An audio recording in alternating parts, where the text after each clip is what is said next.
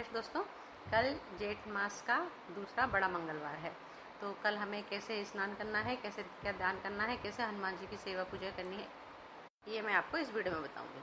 तो सुबह जल्दी उठिए, जितनी जल्दी हो सके, मतलब सूर्योदय से पहले आपको उठना है। और अपने नहाने के पानी में आपको थोड़ा सा लाल चंदन डालना है। अगर लाल चंदन नहीं है तो कोई बात नहीं, मुलेठी डाल सकते हैं। मुलेठी भी नहीं है तो कोई बात नहीं, गंगा जल या नीम के पत्ते भी डाल के आप स्नान करिए। और फिर लाल चंदन ही डाल के आपको सूर्य भगवान को अर्घ देना है। उगते सूर्य को अगर अर्घ देते हैं 3 बार और 8 बजे तक देते हैं तो 4 बार आपको सूर्य भगवान को अर्घ देना है। उसके बाद किसी भी हनुमान जी के प्राण प्रतिष्ठित जो भी हनुमान जी का मंदिर हो उसमें आपको जाना है। और वहाँ पर आपको आपके सामर्थ्य के अनुसार जो भी आपका सामर्थ्य है उतना आपको दान करना है। आप दान में जैसे कि मसूर की दाल का अगर आप दान करेंगे तो आपका जो राहु ग्रह होगा वो अगर आपको आपकी जन्मपत्री में गलत प्रभाव दे रहा है तो उसका प्रभाव सही हो जाएगा। आप मसूर की दाल का दान करिए, गुड़ का दान करिए, गेहूं का दान करिए और गुड़ और चने का भोग लगाइए। और जो अगर विशेष पूजा आपको करनी है, विशेष मनोकामना के लिए हनुमान जी की पूजा करनी है तो आप चमेली के तेल का दीपक लेके जाइए। और दीपक देखिए कोरा होना चाहिए, पीतल का हो तो बहुत अच्छी बात है। और उसको ले जाके और हनुमान जी के सामने आपको चमेली के तेल का दीपक लगाना है। उसके नीचे अनाज के थोड़े से दाने रखने हैं। और अगर आप लोग विशेष मनोकामना है तो वहाँ पर आपको कपूर लेके जाना है। एक खाली मिट्टी का दीपक लेके जाना है और उसमें आपको कपूर 5 लौंग, ध्यान रहे जो मैं कह रही हूँ उसको आपको विशेष तौर से सुन के ही करना है। 5 लौंग लेनी है, 2 इलायची लेनी है, थोड़ा सा आपको कपूर लेना है, थोड़ा सा आपको गुड़ लेना है। और फिर वहाँ अपनी मनोकामना बोलनी है और हनुमान जी के सामने वो जलाना है। उसके बाद आपको 4 लौंग एक तरफ रखनी है और 4 इलायची एक तरफ रखनी है, मतलब 8 चीज़।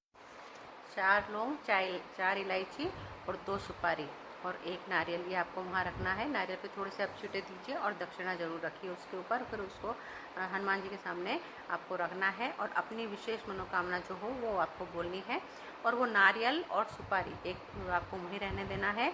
और 4 लौंग में से 2 लौंग उठा के लानी है, 2 इलायची उठा के लानी है।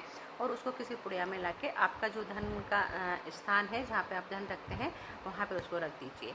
और जब आपकी मनोकामना पूरी हो जाए तो उसे उठा के वापस मंदिर में, उसी मंदिर में आपको चढ़ा के आना है। ये विशेष उपाय है, आप करके देखिए, आपको फल जरूर मिलेगा। और धनिष्ठा नक्षत्र है, धनिष्ठा नक्षत्र में हम शमी के पेड़ की जितनी पूजा उपासना करते हैं उसका हमें कई गुना फल मिलता है। आप शमी के पेड़ को जल दीजिए और वहाँ पे पक्षियों के लिए पानी की व्यवस्था जरूर करिए। और अगर मान लो आपकी कोई विशेष मनोकामना है तो उसको हक करके आप उससे अपनी मनोकामना भी कह सकते हैं, वो जरूर पूरी होगी। आप विश्वास के साथ करिए, क्योंकि धनिष्ठा नक्षत्र में मैंने आपको पहले भी बताया, शुरू से बताया है कि जिस नक्षत्र के पेड़ को हम हग करके और उसको अपनी मनोकामना बोलते हैं तो हमें पॉजिटिविटी आती है और वो कार्य हमारा 100% पूरा होता है। शमी के पेड़ में आप कल दीपक भी जरूर लगाइए, प्रणाम भी करिए।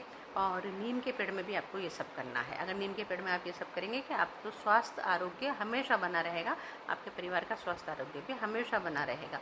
इसलिए छोटे छोटे उपाय हैं, आप ज़रूर करिए। और नीम के पेड़ में जब आप ये करेंगे और मान लो आपके घर में कोई विशेष स्वास्थ्य से संबंधित कोई विशेष परेशानी है और इलाज नहीं हो रहा है तो आप 45 दिन तक नीम के पेड़ पे जल चढ़ा के और नीम के पेड़ का जो जल आप चढ़ाते हैं वहाँ से थोड़ी सी मिट्टी ला के और आप जो रोगी है उसके शीश पे लगाइए, थोड़ी सी लगाइए, देखिए उसको बहुत असर होगा। ये बहुत छोटे छोटे लेकिन कारगर उपाय हैं, आप करके देखिए। अब रही वस्तु ऑफ टिप की बात, तो वस्तु ऑफ टिप में मैं आप आज रसोई मतलब किचन के अकॉर्डिंग बता रही हूँ। छोटे छोटे उपाय हैं, आप चलते फिरते भी कर सकते हैं। और ये उपाय मतलब ये जो गलतियाँ होती हैं ये हमसे अनजाने में होती है, हमें जानबूझकर नहीं करते हैं, लेकिन इसका प्रभाव हमारे पूरे घर पे, परिवार पे, घर के माहौल पे पड़ता है। इसलिए इसका विशेष तौर से ध्यान रखिए।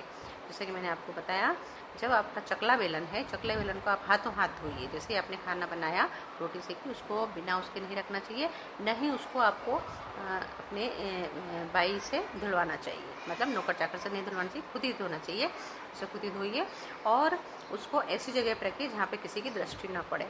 खड़ा रखिए, खड़ा आपको नहीं रखना है, खड़ा रखिए चकले को और बेलन उसके पास रखिए, लेकिन ऐसी जगह रखिए जहाँ किसी की नज़र ना पड़े। तवा भी आपको ऐसे ही रखना है जहाँ किसी की अचानक से नज़र ना पड़े। देखिए ये छोटे छोटे आप अगर 45 दिन में आप खुद अनुभव करेंगे कि हाँ इससे आपके घर में कितनी पॉजिटिविटी, आपके घर में अगर अनचाहा कलेश होता है तो कितनी जल्दी मिटता है। बहुत छोटे छोटे कारगर उपाय हैं, करके देखिए। और अगर मेरे वीडियो पसंद आ रहे हैं तो लाइक कीजिए, शेयर कीजिए, और नए नए हैं तो सब्सक्राइब भी कीजिए। सब्सक्राइब करने के बाद बेल आइकन को आप जरूर दबाइए, ताकि मेरे आने वाले वीडियो का नोटिफिकेशन आपको अतिशीघ्र मिल सके। धन्यवाद।